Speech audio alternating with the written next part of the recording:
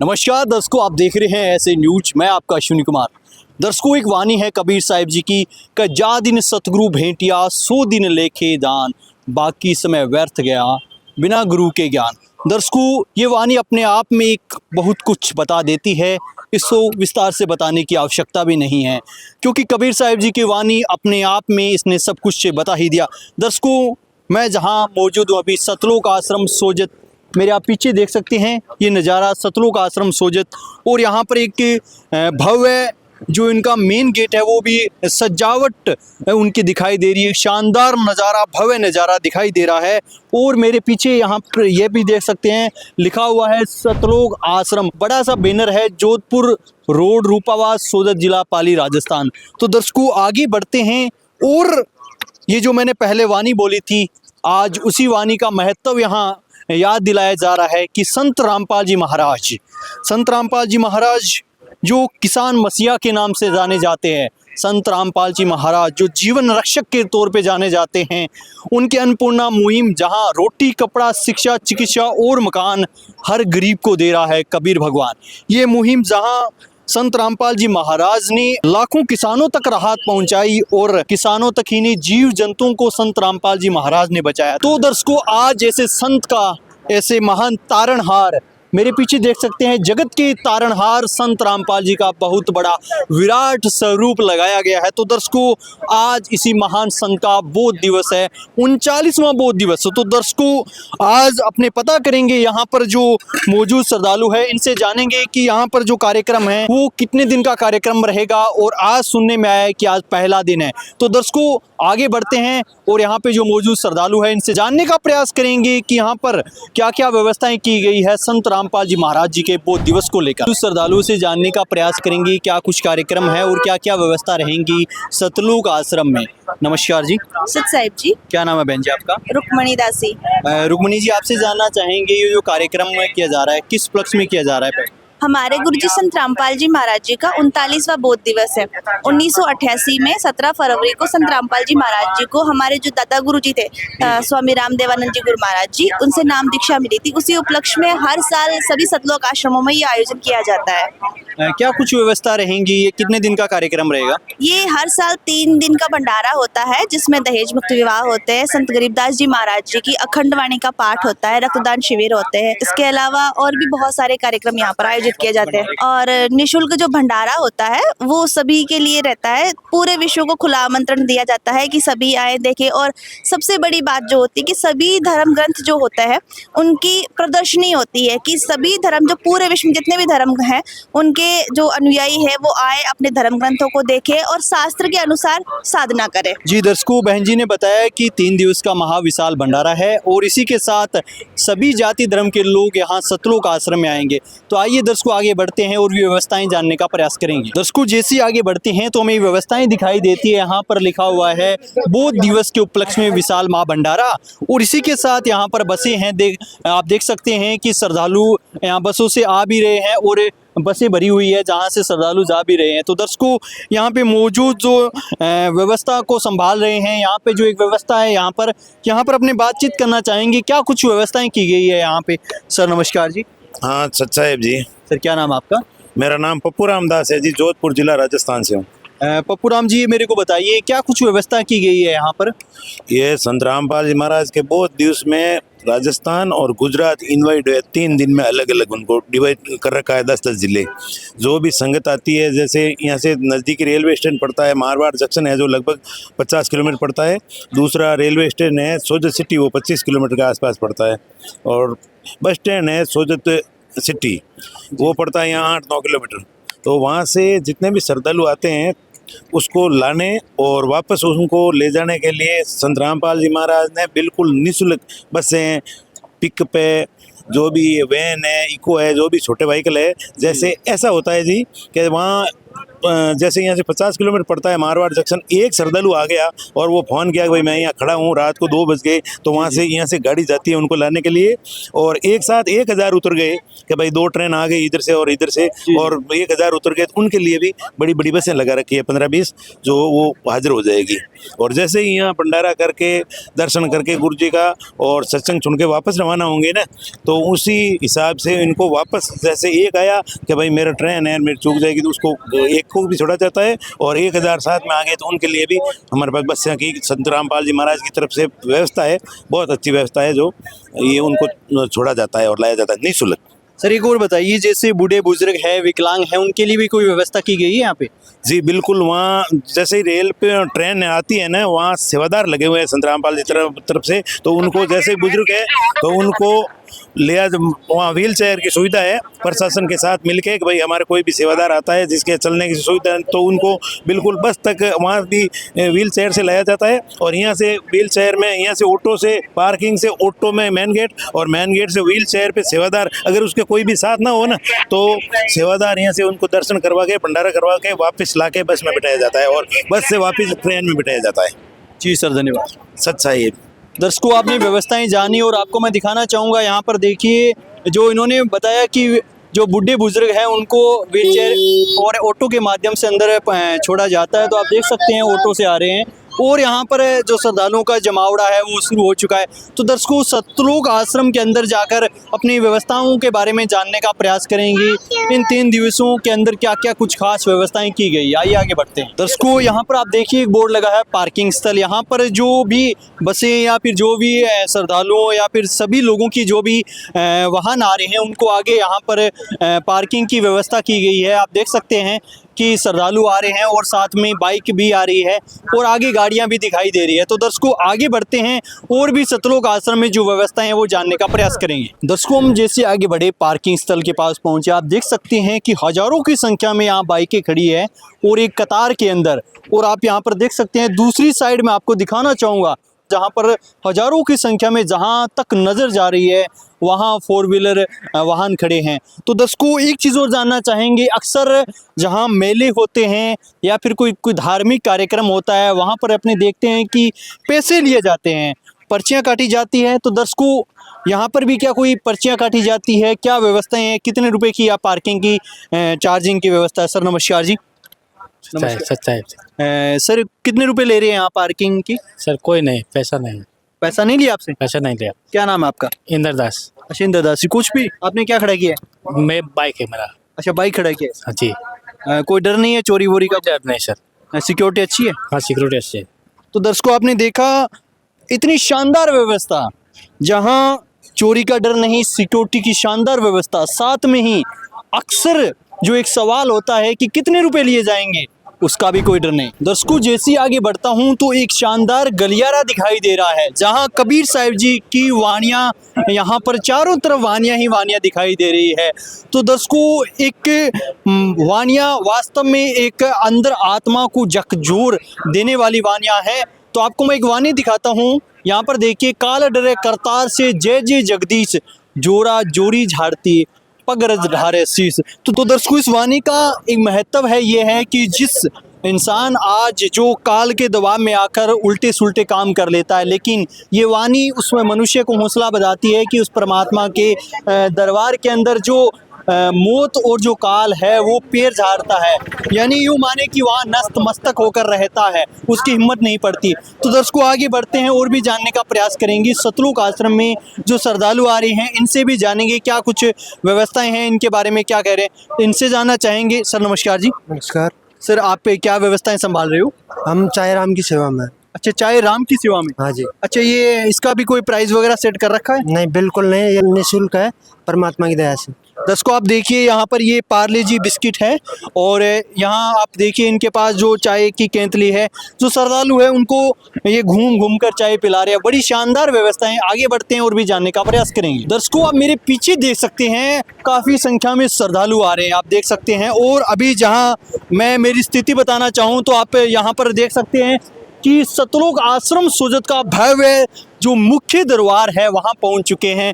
और दूसरी साइड मैं आपको दिखाना चाहूँगा, एक पोस्टर लगा है, एक बहुत बड़ा, इस पर लिखा हुआ है कि नशा व दहेज मुक्त हो भारत अपना। नशा और दहेज मुक्त भारत बनाने के लिए संत रामपाल जी महाराज जी ने जो मुहिम छेड़ी है वास्तव में सराहनीय है। तो दर्शकों, यहाँ पर आप देख सकते हैं कि ये चेकिंग सेवादार है। और जैसे आगे बढ़ते हैं तो एक और मैं दिखाना चाहूँगा, आप आगे तक देखिए, जहाँ तक आपकी नज़र जा रही है वहाँ पर देखिए श्रद्धालुओं की संख्या बहुत ज़्यादा है। और आपको दिखाई भी दे रही होगी, ये जो नज़ारा देख रही है सतलोक आश्रम सोजत का है। और यहाँ आप देख सकते हैं, मैं आपको दिखाना चाहूँगा, जहाँ तक आगे आपकी नज़र जा रही है वहाँ देखिए। और दर्शकों, मैं आपको दिखाना चाहूँगा, ये जो गलियारा यहाँ पर भी बड़ी शानदार व्यवस्था के तौर पर यहाँ सजाया गया है, आप देख सकते हैं। और दूसरी तरफ जैसे ही गेट के अंदर एंट्री होती है तो मैं आपको दिखाना चाहूँगा, यहाँ पर ये जो जूते हैं वो रखे जा रहे हैं। और यहाँ पर एक टोकन व्यवस्था की गई है, टोकन के माध्यम से यहाँ पर जो श्रद्धालु हैं इनके जूतों को सुरक्षित रखा जा रहा है। नमस्कार जी। हाँ जी, कितने रुपए ले रहे हैं? बिल्कुल मुफ्त है। बिल्कुल मुफ्त है। ताऊ कितने रुपए ले रहे हैं क्या जूते जमा करने के? कितने भी नहीं ले रहे, कुछ भी नहीं ले रहे हैं। किसी नहीं ले रहे। दर्शकों, यह भी व्यवस्था यहाँ फ्री है। और आप देख सकते हैं, आपको मैं दिखाना चाहूँगा, एक वीआईपी कारपेट बिछाया गया है। ये देखिए, सबसे दुर्लभ बात यह है कि यहाँ पर वीआईपी कारपेट बिछाया गया है और जिस पर ये श्रद्धालु जाते हैं। दर्शकों, जैसे ही आगे बढ़ते हैं तो मैं आपको दिखाना चाहूँगा, आध्यात्मिक प्रदर्शनी लगी हुई है। और यहाँ पर आप देख सकते हैं कि जो श्रद्धालुओं का जमावड़ा बहुत ज़्यादा संख्या में यहाँ जमावड़ा, यहाँ पर लिखा हुआ है कि प्रवेश और निकासी, अपने प्रवेश से होकर चलते हैं। अंदर क्या कुछ यहाँ पर है तो मैं आपको दिखाना चाहूँगा। यहाँ पर ये देखिए, हरि आए हरियाणा संत रामपाल जी महाराज जी का स्वरूप लगाया गया है। और जो गरीबदास जी महाराज जी की है उनकी वाणी, जो उन्होंने कहा है कि उत्तर दक्षिण पूर्व पश्चिम फिरदा दाने दाने नू सर्वकला सतगुरु साहिब की हरि आए हरियाणे नू। तो दर्शकों, आपको मैं दिखाना चाहूँगा, ये जो कैमरामैन से कहूँगा कि भीड़ बहुत ज़्यादा है यहाँ पर, लेकिन फिर भी आप जो कटआउट लगे हैं वो दिखाने का प्रयास करिए। यहाँ पर ये जो संत रामपाल जी महाराज और उनके सतगुरु राम देवानंद जी महाराज जो इनको नाम दीक्षा दे रहे हैं। और यहाँ पर आगे का जो कटआउट दिखाया गया है उसके अंदर संत रामपाल जी महाराज जी को नाम दीक्षा देने का आदेश इनके सतगुरुदेव जी दो, यानी संत रामपाल जी महाराज के गुरुदेव जी दे रहे हैं। तो दर्शकों, मैं आपको आगे ले चलता हूँ प्रदर्शनी के अंदर, और भी बहुत सारे कटआउट है, लेकिन इस वीडियो के अंदर मैं आपको सिर्फ कुछ ही बातें दिखाऊंगा और आगे के वीडियो के अंदर हम आपको पूरा दृश्य दिखाएंगे प्रदर्शनी का। और ये दर्शकों, आप देख सकते हैं, संत रामपाल जी महाराज जिन्हें जो उस समय जब संसार आध्यात्मिक मार्ग से भटक चुका था, भक्ति केवल मनमुखी साधना, दिखावे और पाखंड का साधन बन चुकी थी और समाज अंधविश्वास की गहरी खाई में गिर रहा था, तब सबको सही राह दिखाने के लिए संत रामपाल जी महाराज आए। और उन्होंने जो अपने तत्व ज्ञान फैलाने के लिए जो उनको गुरुदेव जी ने जो उनको आदेश दिया था, उस आदेश की पालना के लिए जो उनकी जेई की नौकरी थी वो नौकरी उन्होंने त्याग पत्र दे दिया। तो दर्शकों, आगे बढ़ते हैं और भी प्रदर्शनी में आपको दिखाने का प्रयास करेंगे। दर्शकों, दुर्लभ नज़ारा यहाँ पर देखिए, संत रामपाल जी महाराज 4 वेद और यहाँ अपने जो पवित्र शास्त्र है वो रखे गए हैं, सभी शास्त्र यहाँ पर रखे गए हैं। और संत रामपाल जी महाराज जी का जो संघर्ष है वो यहीं से शुरू होता है। तो दर्शकों, आगे भी और मैं आपको दिखाना चाहूँगा, जिस वाणी का पाठ सतलोक आश्रम में किया जा रहा है संत गरीबदास जी महाराज जी की, वो जो अनमोल वाणी है संत रामपाल जी महाराज जी उसी वाणी का यहाँ पर पाठ कर रहे हैं। तो दर्शकों, मैं आपको आगे ले चलता हूँ और भी बातें दिखाने का प्रयास करेंगे। और एक जो नज़ारा अक्सर देखने में मिलता है कि संत रामपाल जी महाराज का संघर्ष का जीवन वो यहाँ दिखाई दे रहा है कि संत रामपाल जी महाराज इस जो अपने जीवन जो आज जो इनका ज्ञान शिखर पर पहुंचा है, वो ज्ञान कैसे शिखर पर पहुंचा।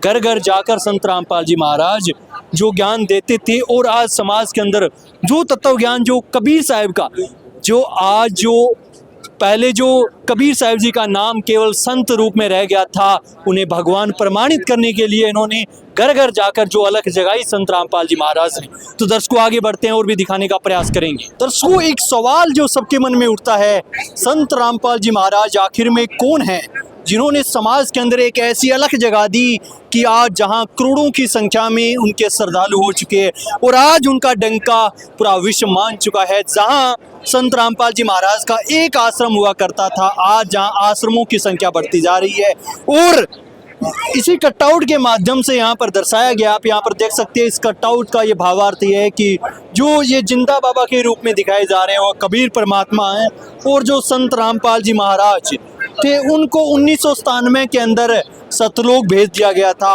और उसके बाद एक नया रहस्य जो दुनिया के सामने आया कि संत रामपाल जी महाराज जी के रूप में जो जिंदा बाबा के रूप में कबीर परमात्माएं थे वो उनका रूप लेकर आज समाज का उद्धार कर रहे हैं। तो दर्शकों और भी प्रदर्शनी के अंदर आपको दिखाने का प्रयास करेंगे। दर्शकों जैसे मैंने पीछे बताया कि जिंदा बाबा के रूप में कबीर साहेब जी आए और संत रामपाल जी महाराज जी के रूप में विद्वान हो गए, और वहीं से जेल की लीला शुरू होती है। संत रामपाल जी महाराज जो जेल के अंदर जाने के बाद उनको एक न्यूज़पेपर आता है, न्यूज़पेपर पर लिखा हुआ एक ऐसा बातें जो यहाँ पर देख सकते हैं, टीबी से परेशान 3 बेटियों को जहर देकर खुद भी निकल रहा हूँ, सब नहर में ढूंढ लेना।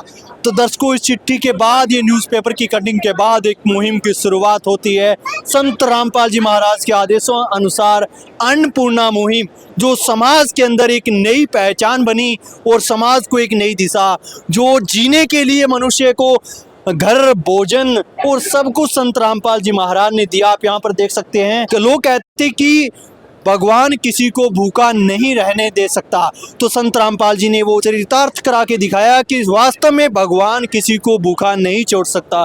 तो दर्शकों मैं आगे और दिखाना चाहूँगा। यहाँ पर देखिए जो गरीब है, जो असहाय है, उन लोगों तक संत रामपाल जी महाराज ने कपड़े और इसके अलावा जो भी आवश्यकता अनुसार सामग्रियाँ पहुँचाई। और आगे यहाँ पर देखिए जिनको दवाइयों की जरूरत थी उनको दवाइयाँ भी उपलब्ध करवाई। दर्शकों एक चीज़ देखने को मिलती है, सतलोक आश्रम का नाम आता है कि सदग्रंथ।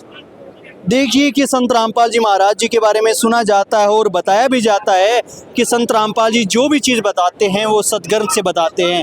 और आज यदि कोई भी व्यक्ति को यदि कोई शंका है तो सतलोक आश्रम में आता है और अपनी शंका का समाधान करता है। सभी प्रकार के सदग्रंथ इस प्रदर्शनी के अंदर मौजूद है। तो दर्शकों आइए सतलोक आश्रम की और भी व्यवस्थाओं की तरफ बढ़ने का प्रयास करते हैं। दर्शकों एक नज़ारा जो हमने आपको अंदर कटआउट के माध्यम से दिखाया था उसे बेहतरीन ढंग से यहाँ समझाया जा रहा है कि संत रामपाल जी को आखिर कौन मिले थे।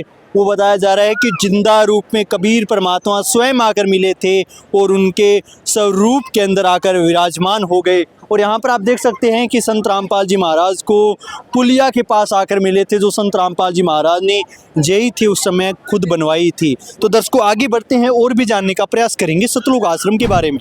दर्शकों सतलोक आश्रम के मिड पॉइंट पर आ चुका हूँ। मैं आपको दिखाना चाहूँगा विशाल सत्संग स्थल। आप देख सकते हैं कि आगे तक जहाँ दिखाई दे रहा है बहुत ज़्यादा भीड़ ही भीड़ है, और दूसरी तरफ यहाँ पर ऊपर लिखा हुआ है कि जगत गुरु तत्वदर्शी संत रामपाल जी महाराज जी के 39वें बोध दिवस के उपलक्ष्य में 16 फरवरी को देहदान, रक्तदान, शिविर एवं दहेज मुक्त विवाह का आयोजन किया जाएगा। यानी कल इस कार्यक्रम का आयोजन किया जाएगा। और दूसरी तरफ मैं आपको दिखाना चाहूँगा यहाँ पर लिखा है कि भक्तों के लिए भंडार स्थल, यानी गेट नंबर 1 ये विशाल डोम बना हुआ है जिसके अंदर पहले ही यहाँ पर आप देख सकते हैं कि जो बर्तन है उनकी व्यवस्था की गई है। श्रद्धालु यहाँ से बर्तन लेते हैं और अंदर जाते हैं। और नमस्कार जी। नमस्कार, क्या नाम है सर आपका? पंकज दास। पंकज जी एक बात बताइए, भोजन की क्वालिटी कैसे है, भोजन का स्वाद कैसे है? बहुत अच्छा स्वाद है और घर जैसा लग रहा है, ऐसा लग रहा है कि है ना जैसे घर पे खा रहे हो हम। इतना अच्छा टेस्ट है खाने का।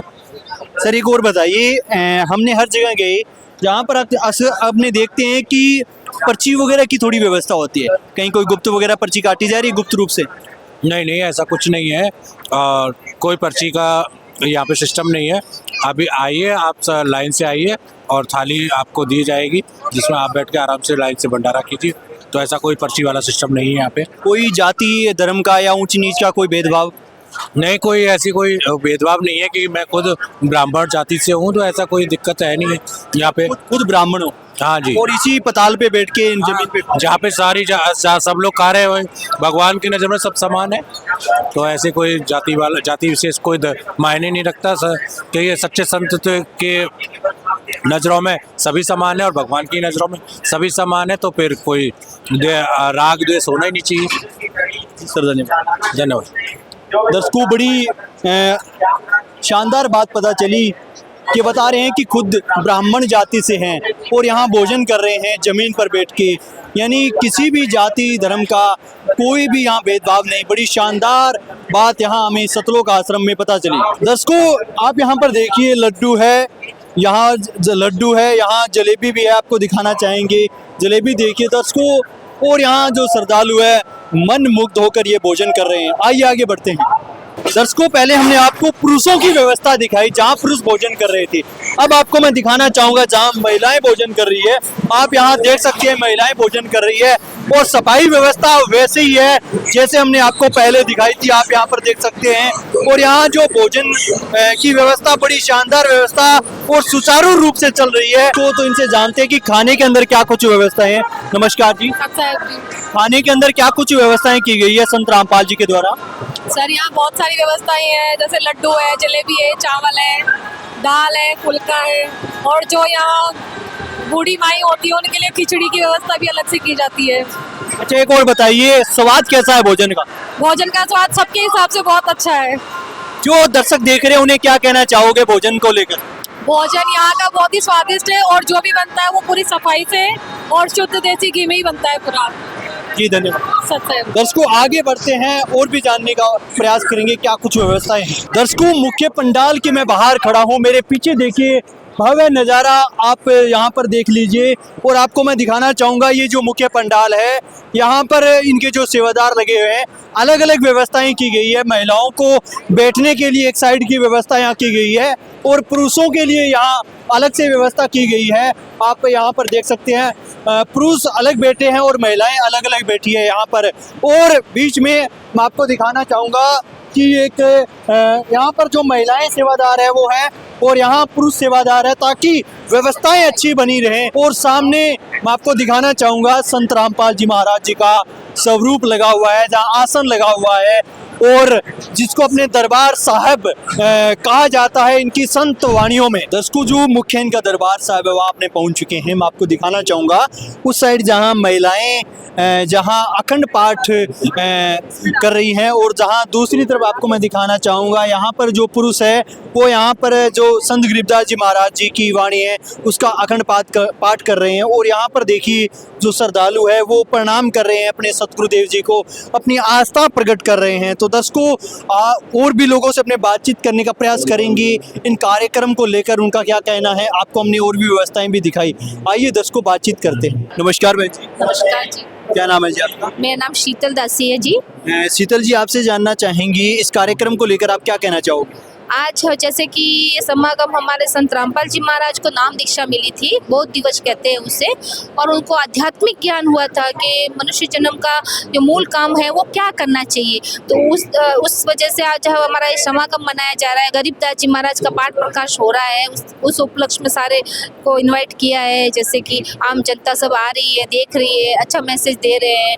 इतने सब समागम हुए यहाँ पे और ये अब समागम चल रहा है, उसमें भी रक्तदान शिविर लगेगा, दहेज मुक्त ब्याह होगा और बहुत सारे अच्छे अच्छे होते हैं यहाँ पे समागम। देखना चाहिए आम जनता को। जो लोग उन्हें देख रहे हैं उन्हें क्या कहना चाहो, इनवाइट करना चाहोगे आप? जी मैं तो सबको इनवाइट करना चाहती हूँ। ये बहुत अच्छा मैसेज है कि आप यहाँ आइए, देखिए कितने सिस्टमेटिक तरीके से चल रहा है ये प्रोग्राम। ये मतलब प्रशासन भी फेल हो जाए, इतनी अच्छी व्यवस्था कर रखी है, मतलब एक अद्भुत, मैं अपने शब्दों में वर्णन नहीं कर सकती हूँ, इतना अद्भुत हो रहा है ये। आप सबको देखना चाहिए, यहाँ आके विजिट करना चाहिए एक बार, और यही है। अच्छा कोई नाम दीक्षा की कोई व्यवस्था रहेगी यहाँ पे? जी जी जी, नाम दीक्षा यहाँ पे निःशुल्क दी जाती है और नाम दीक्षा लेने मात्र से आपके इतने फायदे हो जाएंगे। जैसे शारीरिक कष्ट हुआ, जैसे घर में कलेश हो गया, जैसे कि घर में निर्धनता है, काफ़ी सारी मतलब सारी व्यवस्था हो जाती है। गुरु जी के नाम दान जो देते हैं उन जाप से सारी व्यवस्था हो जाती है और सारे देवी देवताओं को जाप भी उनसे हो जाता है और सारे अच्छे से हो जाते हैं। करना चाहिए सबको, आध्यात्मिक ज्ञान लेना चाहिए, नाम दीक्षा भी लेनी चाहिए, बहुत अच्छा है। धन्यवाद जी जी। तो दर्शकों हमने पूरा आश्रम विजिट किया और आपको सारी व्यवस्थाएं दिखाई। इसके साथ ही बहन ने बताया कि यहाँ दहेज मुक्त शादियाँ होगी और रक्तदान शिविर का आयोजन किया जाएगा, देहदान शिविर का आयोजन किया जाएगा और साथ में संत गरीबदास जी महाराज जी की अखंड वाणी का 3 दिवसीय कार्यक्रम पाठ यहाँ पर किया जा रहा है। यहाँ पर आप देख भी सकते हैं। और दर्शकों, हमने आपको सतलोक आश्रम सोजत के अंदर जो आध्यात्मिक प्रदर्शनी लगी हुई है उसके कटआउट दिखाए। कटआउट इतने बड़े शानदार थे, अभी भी बहुत सारे कटआउट बाकी है। उन कटआउट और यहाँ का जो नज़ारे का लुत्फ उठाना चाहते हो तो जरूर आइए सतलुज आश्रम सोजत व अन्य आश्रमों में 15, 16, 17 फरवरी 2026। तो दर्शकों, मिलते हैं एक नई वीडियो के साथ। जब तक के लिए आपका बहुत बहुत धन्यवाद।